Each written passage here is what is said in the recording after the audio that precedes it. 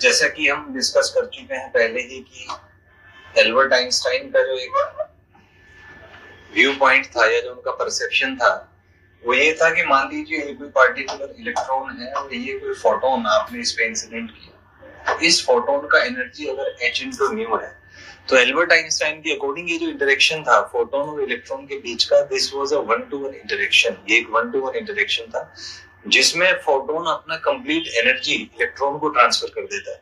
अब इलेक्ट्रॉन इस एनर्जी को दो कामों में यूज करेगा, एक तो मेटल से बाहर आने में, प्लस जो पार्ट बचा वो उसको काइनेटिक एनर्जी प्रोवाइड करेगा। So I hope you are clear with things.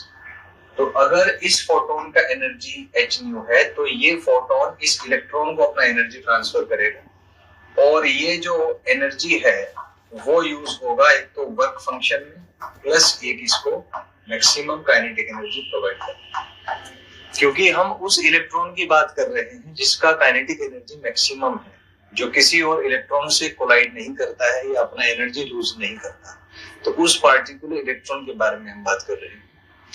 तो यहाँ से आप देख सकते हैं कि जो k मैक्स आएगा आपका वो आ जाएगा आपका E माइनस फाइनल।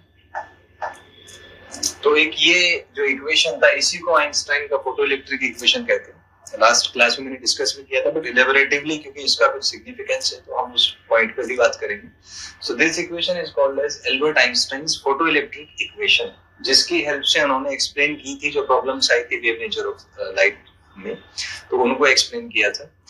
तो यहाँ से एनर्जी जो है, एनर्जी को आप लिख सकते हैं एज h into न्यू, तो ये आ जाएगा k max is equal to h new minus phi।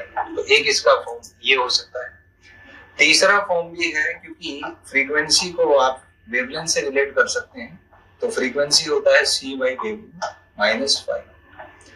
तो ये तीन फॉर्म में इसमें क्वेश्चन बन सकते हैं। तो तीनों फॉर्म्स हमने लिख दिए हैं। It can be in terms of energy, it can be in terms of frequency और it can be in terms of wavelength. तो आइए इनके ग्राफिकल एनालिसिस थोड़े देखते हैं। तो पहला जो इक्वेशन है इसको अगर ग्राफिकली एनालाइज करें तो ये आ जाएगा आपका k max मैंने y एक्सिस पे बनाया और एनर्जी मैंने x एक्सिस पे बनाया। तो आप देख सकते हैं कि k max is proportional to E। तो यहाँ से अगर एनालिसिस देखें तो k max is equal to E minus phi naught. तो अगर मैं इसको y मान लेता हूँ, इसको x मान लेता हूँ, तो ये इक्वेशन आ जाएगा y is equal to x minus phi naught. तो ये एक स्ट्रेट लाइन का इक्वेशन है जिसका स्लोप पॉजिटिव है और जिसका इंटरसेप्ट